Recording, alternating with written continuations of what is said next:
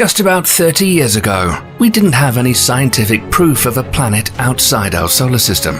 Today, thanks to advances in technology and scientific research, we've discovered over 5,300 exoplanets, alien worlds that are out there waiting to be explored. At first, these discoveries mostly involved large gas giants, but as our capabilities have expanded, we've started to uncover smaller, Earth-like exoplanets.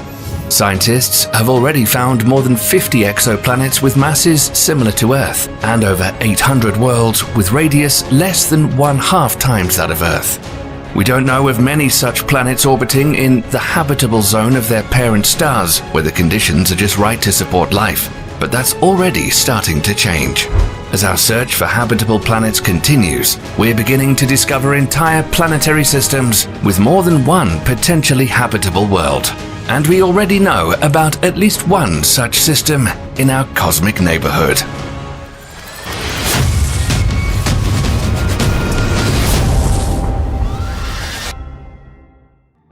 Our Milky Way galaxy has numerous compact systems that are centered around stars similar to our Sun.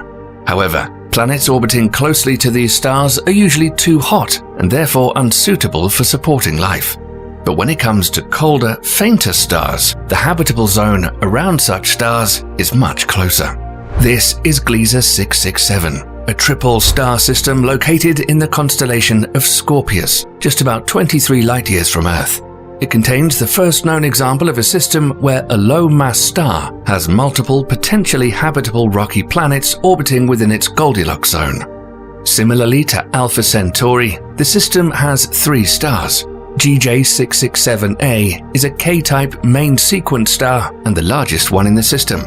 This orange red dwarf has a mass of 73%, a radius of 76%, and a visual luminosity only about 12% that of the Sun.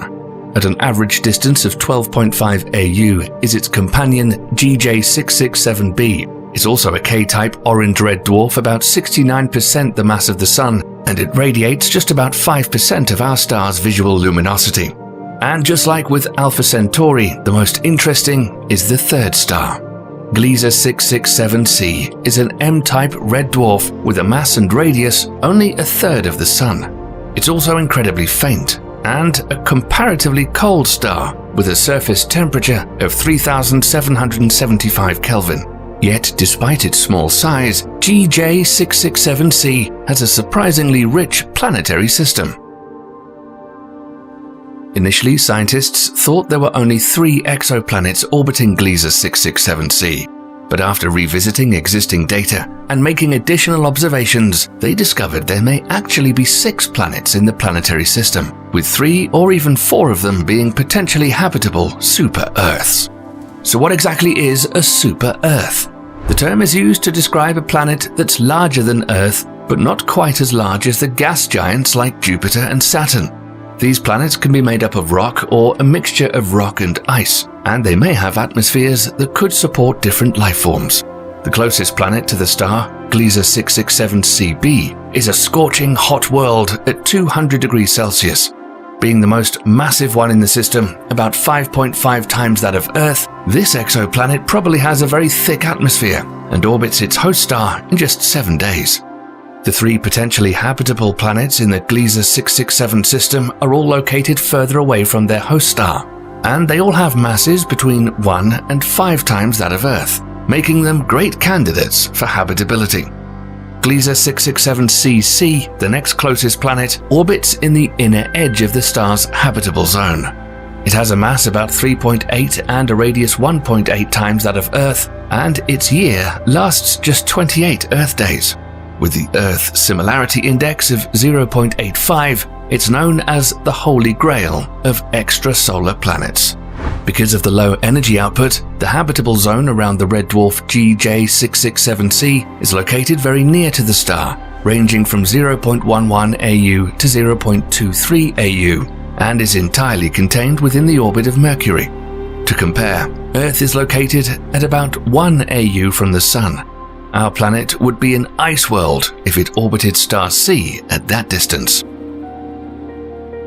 GJ667cc orbits its parent star 8 times closer. at approximately 0.12 AU, revolving around the red dwarf every 28 days. Because of such proximity, the exoplanet is likely to be tidally locked to the star, with eternal day on one side and eternal night on the other. Drastic temperature differences between the two sides probably have a major impact on the global climate on the exoplanet. Gliese 667cc gets about 10% less light than Earth does from the Sun. But since most of the light it receives is infrared, the planet gets about the same amount of energy as our planet does from the Sun, which would help retain water on its surface and result in a similar climate to Earth. Because scientists don't know for sure if the planet has an atmosphere and how thick it could be, it's impossible to predict the exact surface temperature on Gliese 667cc. If the planet does have an Earth-like atmosphere, it would transfer heat and equalize temperatures across the entire planet with a pleasant 30 degrees Celsius on the night side. Living on such a planet would be a much different experience. GJ667cc receives a faint reddish light from its star. The other two stars, Gliese 667a and b, are located at a distance of about 230 AU, much further than the distance between Pluto and the Sun, and outside the planetary system. However, the two other suns would still be seen as a pair of bright stars visible in daytime, and at night they would shine as bright as the full moon, and our Sun would appear as a distant star. Unfortunately, the nearby red dwarf is known to emit flares or intense bursts of radiation and energetic particles up to 1,000 times stronger than the flares on our Sun. This could be problematic for any potential life on the surface of Gliese 667cc, as the planet is located close to its flaring host star. And the strong magnetism of the red dwarf may cause star spots that can reduce the energy output of the star by up to 40% for months, which, combined with the lack of ultraviolet light emissions, would be another issue for the formation of life as we know it. Living on Gliese 667cc would be nothing like what we're used to, also because of how massive it is. The higher mass of the exoplanet means different gravitational acceleration on its surface. This world is rocky, and so the gravitational acceleration would be up to 60% higher than what we experience on Earth. A person weighing 75 kilograms on Earth would weigh as much as 120 kilograms on Gliese 667cc. In addition, a planet with higher mass can hold a more massive atmosphere, leading to higher atmospheric pressure at the planet's surface. In case it has an atmosphere similar to Earth's, the atmospheric pressure would only be a few times higher. But if the exoplanet has a Venus-like atmosphere, the pressure could be several hundred times greater, equivalent to the water pressure several kilometers deep in Earth's oceans. Despite its location in a habitable zone, Gliese 667cc may not have the same conditions as Earth. Life forms on Gliese 667cc may have to adapt to fluctuating and low light, a potentially high atmospheric pressure, and frequent flares. But this doesn't mean life cannot form on such a world.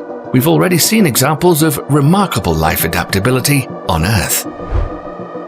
The two other potentially habitable planets are almost identical. Gliese 667ce and Gliese 667cf are both located farther out from their planet star, meaning they receive less energy. This could make them too cold to support life as we know it. But unlike with GJ667cc, having a thick atmosphere would be beneficial for potential life on these planets, as it would trap heat and maintain favorable temperature conditions. Spotting 3 such worlds in the habitable zone of the same planetary system is extremely rare, but 4 is almost unthinkable.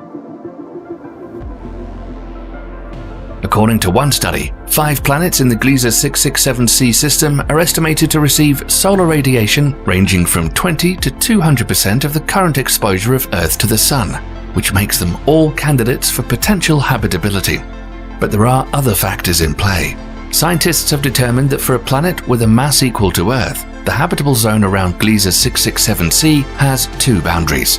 The inner boundary lies between 0.095 and 0.126 astronomical units from the star, while the outer boundary lies between 0.241 and 0.251 AU.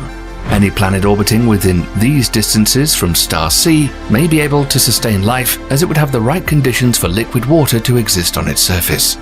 If a planet is too close to its star, the heat will cause water to turn into vapor and escape, making the planet uninhabitable. This happens because water vapor is a greenhouse gas which can trap heat and cause temperatures to rise to intolerable levels. Only the planets at the inner edge of the habitable zone with a larger mass are more resistant to the moist greenhouse effect. On the other hand, if a planet is too far away from its star, like the outermost Gliese 667G, it risks being covered in ice. While gases like CO2 can warm the planet and prevent this, too much CO2 can actually cool the planet down by reflecting light away. So there's a limit to how much CO2 can help warm a planet. In 2013, astronomers made an announcement that Gliese 667c has a minimum of 6 planets, and there's a possibility of a 7th planet designated as GJ667CH. Although highly controversial, the exoplanet could be the smallest one found so far around star C, with a mass of at least 1.1 times that of Earth, located just between the planets C and B. Because of its mass and proximity to the parent star, the planet H would be too hot for any life to form. But planets F and E are confirmed to orbit in the habitable zone. And although the estimated location of the planet D is outside the outer edge of the habitable zone, its orbit is still uncertain. This means Gliese 667 CC, CF, CE, and possibly even CD are all potential habitable worlds. The discovery of densely packed planetary systems around M-dwarf stars, such as Gliese 667c, points to the existence of numerous populations of planetary systems out there, each with several potentially habitable planets. And since M-dwarfs account for more than 70% of all stars in our cosmic neighborhood, the number of such promising planetary systems in our galaxy is likely to be much greater than ever thought. Instead of searching for a single potential habitable planet among 10 stars, scientists can now focus on one star to find multiple Earth 2.0 candidates. As new and advanced telescopes are being developed, our ability to uncover the mysteries of the universe is growing at an exponential rate.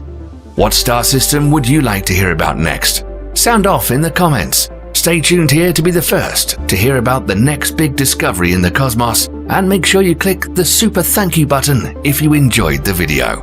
Thanks for watching.